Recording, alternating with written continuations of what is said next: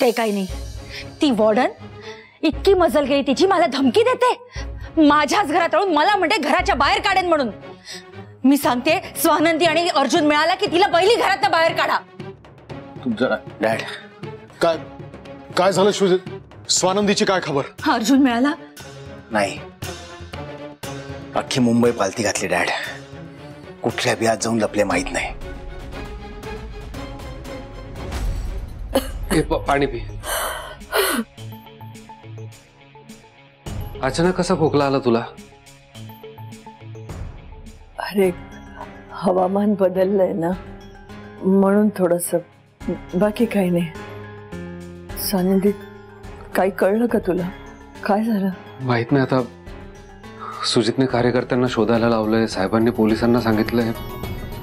मला नाही वाटत स्वानंदी आता लपू शकतील फार काळ। आई तुला खरं सांगू का, स्वानंदी आता त्यांना सापडायलाच नको। हे उलट्या काळजाचे लोक आहेत ते सगळे, मी लहानपणापासून बघत आलो यांना। हे काय करतील याचा काहीच भरोसा नाही। मला काळजी वाटते स्वानंदीची आता।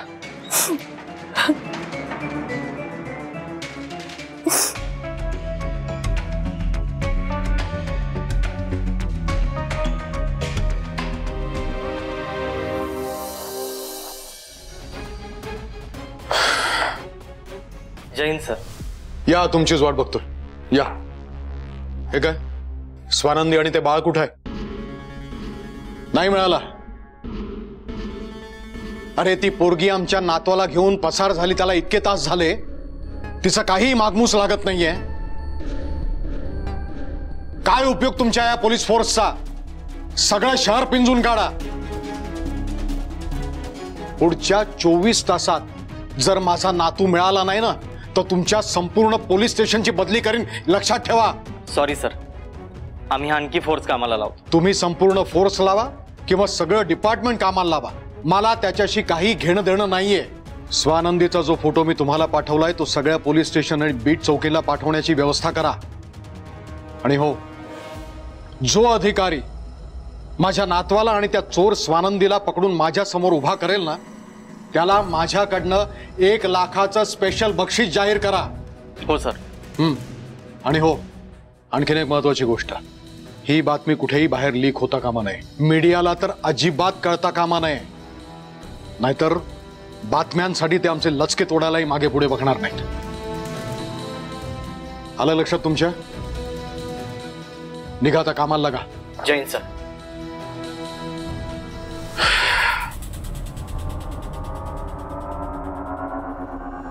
माझीच मला लाज वाटते। या खासदार सरपोतदाराच्या घरातून एक पोरगी त्याच्या नातवाला त्याच्या नाकाखालून पळवून घेऊन जाते आणि मी काहीच करू शकत नाहीये।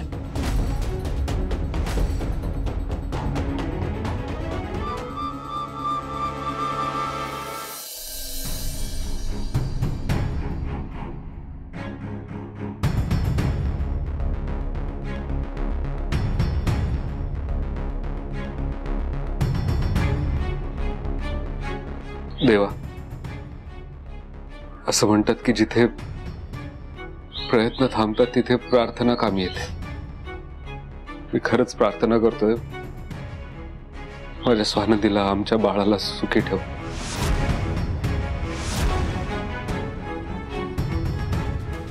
स्वानंदीवर आणि माझ्या बाळावर जे काही विघ्न येत आहे ते माझ्यावर येऊ दे, पण त्यांना सुखरूप ठेव।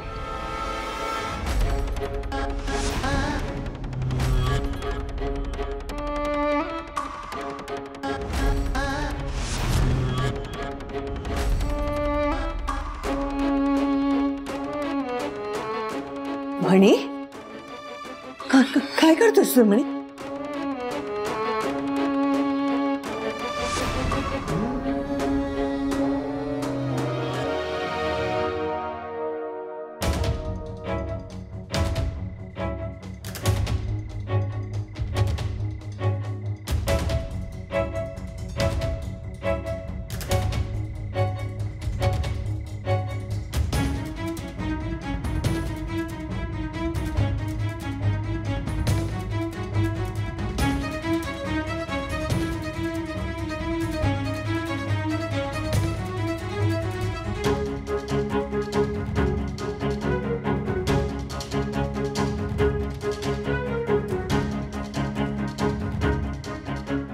शांता, शांत झोप तू. तुझी आई आहे ना, तुला काही होऊ देणार नाही. मी आहे ना. थंडी वाजतेय का तुला?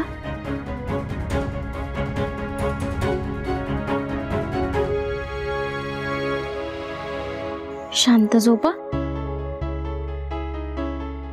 निंबोनीच्या झाडा मागे चंद्र झोपला ग बाई. निंबोनीच्या झाडा मागे चंद्र झोपला ग बाई. आज माझ्या पाडसाला झोप का ग येत नाही. निंबोनीच्या झाडा मागे चंद्र झोपला ग बाई. निंबोनीच्या झाडा मागे चंद्र झोपला ग बाई.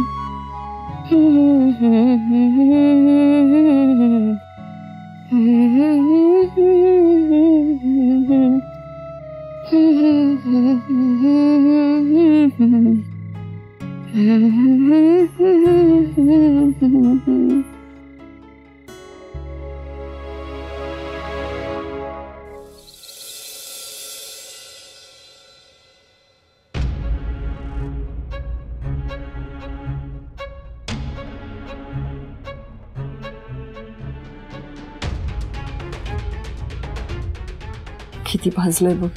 खूप दुखतोय का रे? आई स्वानंदीच्या यातना भोगताय ना, त्या तुलनेत हे काहीच नाहीये.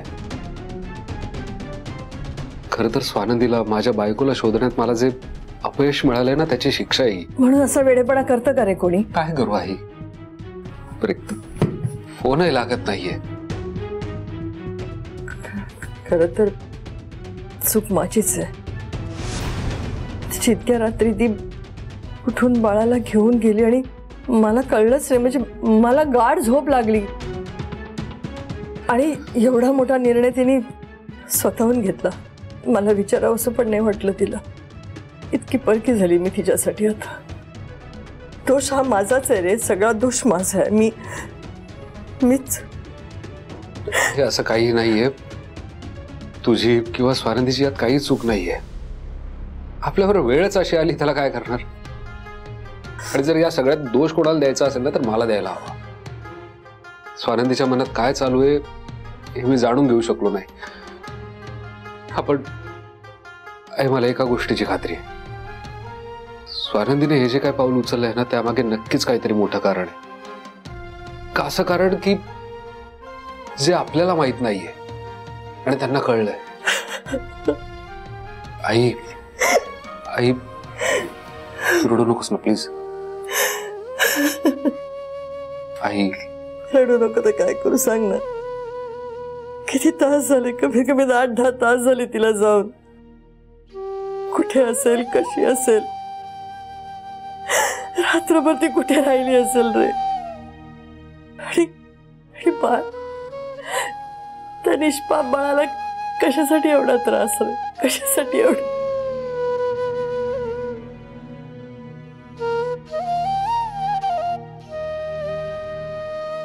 आई मी काल म्हणालो ना, जिथे प्रयत्न संपतात तिथे प्रार्थना कामा येते. आणि हे मला स्वानंदीने शिकवलंय. आई मी अनवानी देवीच्या दर्शनाला जाणार आहे. देवीकडे साकडं घालणार आहे. शेवटी देवी आईच यातून मार्ग काढेल. म्हणजे तुला माहिती देवीचं मंदिर किती लांब आहे ते? मणी कसा जाणणार तू? रस्त्यात दगड, काटे, कुटे, काचा, काय काय असणार आहे मणी? तू नाही आई, माझं ठरलंय. मला अडवू नको. मणी थांब. मणी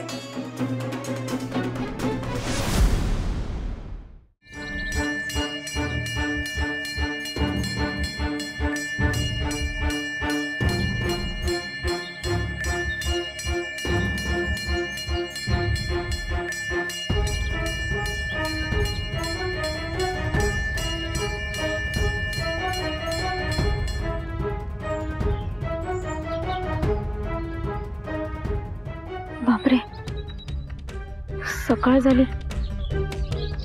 देवळात लोक यायची सुरुवात पण झाली. मी इथे थांबले आणि मला कोणी बघितलं तर, सरपोतदार साहेबांना सांगितलं तर खूप खूप मोठा प्रॉब्लेम होईल. नाही, मला इकडनं निघायला हवं.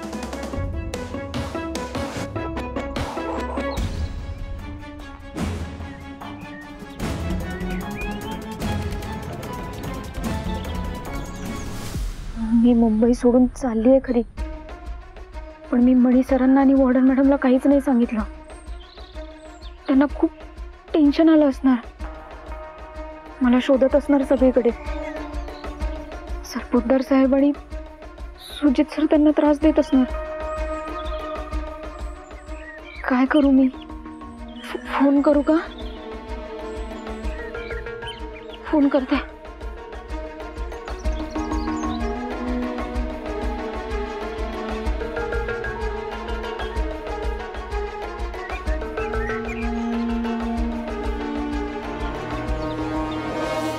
यार, माझा मोबाईल पण स्विच ऑफ झालाय.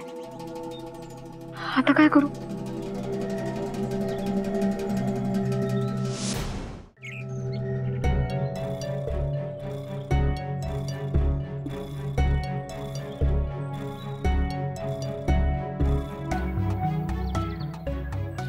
मी आले हा बाळा लवकरच.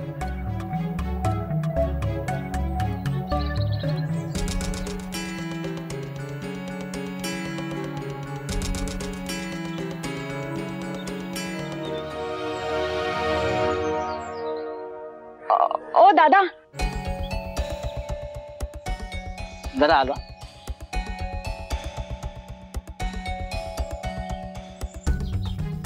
तुमचा मोबाईल मिळेल का? एक कॉल करायचा होता. हा, घ्या ना.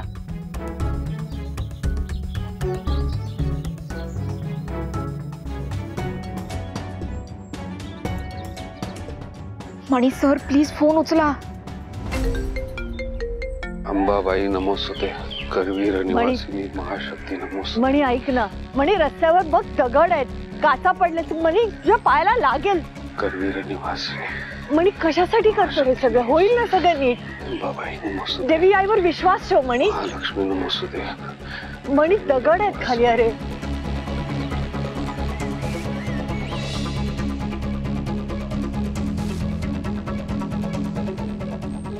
मणी सर, फोन उचला.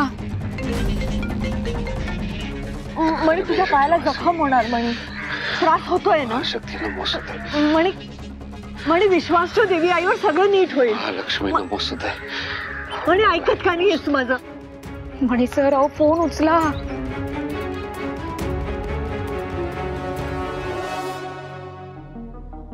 थँक्यू. त्यांनी नाही उचलला फोन, पण थँक्यू.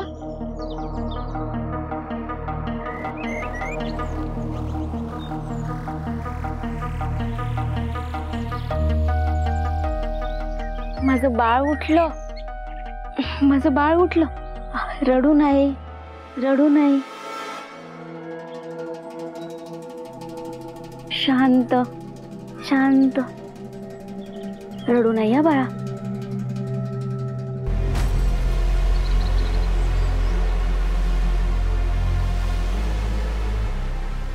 अरे ही तर तीच मुलगी आहे जिला खासदार सरपोतदार शोधताय. त्यांना खबर द्यायलाच पाहिजे. नक्कीच बक्षीस मिळेल.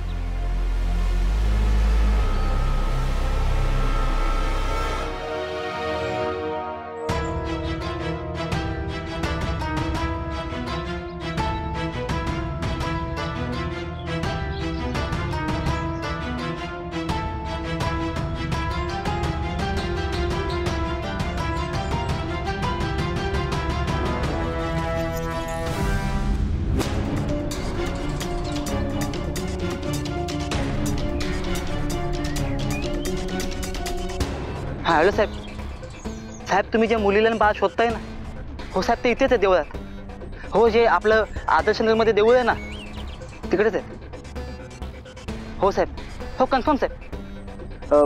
साहेब, मला बक्षीस मिळेल ना? अरे बक्षीस काय, पैशांनी आंघोळ घालेन मी तुला. नाही, काम कर तू आमच्या बंगल्यावर आहे. नाही, त्याच्या आधी मला स्वानंदी आणि बाळाला आमच्या ताब्यात घेऊ दे. त्यानंतर मी स्वतः तुला या नंबरवर फोन करतो. आमच्या बंगल्यावर आहे. आणि बक्षीस घेऊन जा. हो चालेल साहेब.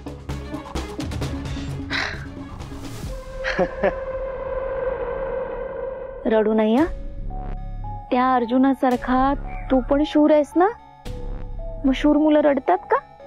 रडायचं नाही हं? रडायचं नाही.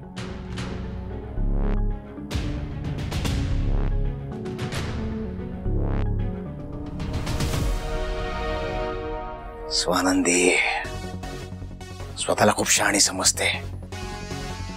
तुला काय वाटलं सरपोतदारांच्या घरातनं माझ्या मुलाला घेऊन तू पळून जाशील आणि आम्ही हातावर हात ठेवून बसून राहू? सरपोतदार आहोत आम्ही. शत्रूला आकाश पाताळ एक करून शोधून काढतो. अर्जुन अर्जुन. सुजित काय झालं? स्वानंदीचा पत्ता लागला? हा बोल ना. मॉम, स्वानंदी आणि अर्जुन सापडले. काय? कुठे? अर्जुन तिच्याकडे? हो हो, अर्जुन तिच्या सोबतच आहे. एका माणसाचा फोन आला होता मला. आदर्श नगर मध्ये एक देऊळ आहे, तिथे त्याने त्या दोघांना बघितलं. चल ना, मी पण येते तुझ्या. मॉम मॉम मॉम ऐक, तू नको येऊस. मी स्वानंदीला पकडू की तुला सांभाळू? ऐक ना, मी जातो, घेऊन येतो अर्जुनला. हा आलोच मी.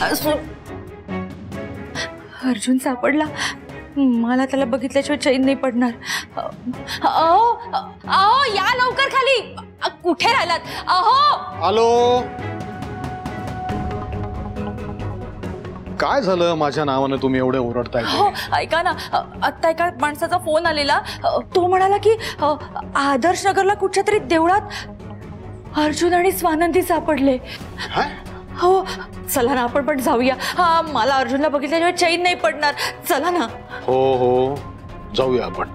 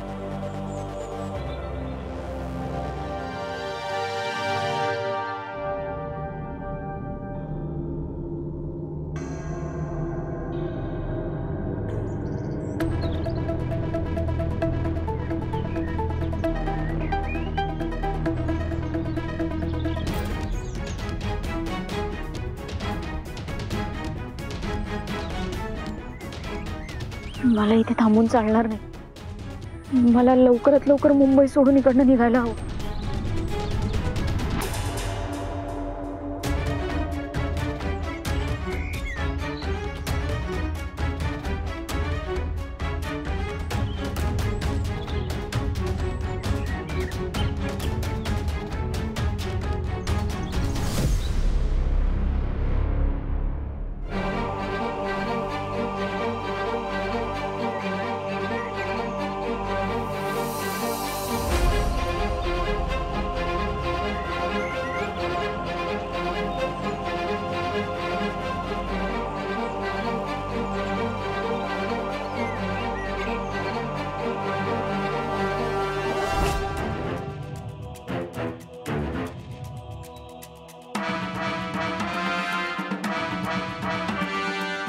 काय झालं?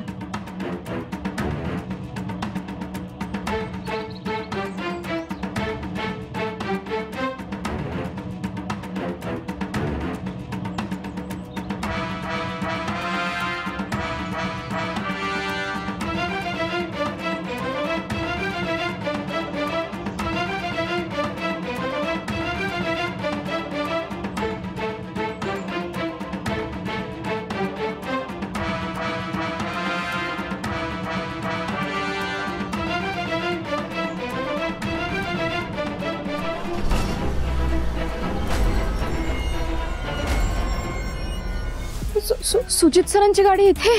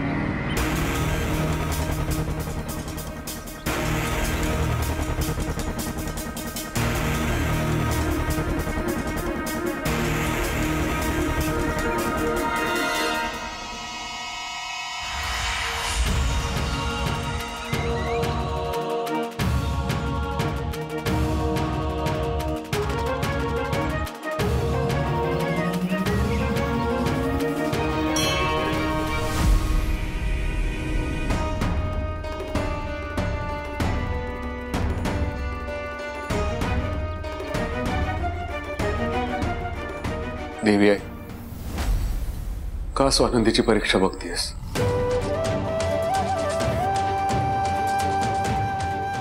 स्वानंदीची, आमच्या बाळाची, आमच्या बाळाचे यात काय दोष आहे? ते निरागस लेकरू उगीच भरडलं जात यात. आणि स्वानंदीची तुझ्यावर खूप श्रद्धा आहे, तिचा खूप विश्वास आहे तुझ्यावर. प्लीज तिची अशी परीक्षा नको बघूस. स्वानंदी आत्ता जिथे कुठे असेल ना, तिचं रक्षण कर, तिला सुखरूप ठेव. आणि आमची बेड घरवून दे प्लीज, प्लीज देवी आई.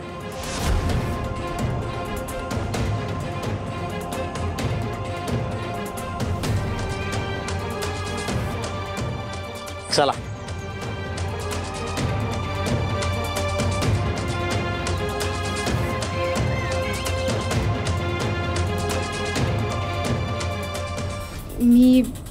मी जाऊ का मणी सरांना भेटायला? पण तेव्हा मला सुजित सरांनी पाहिलं तर. मणी सर,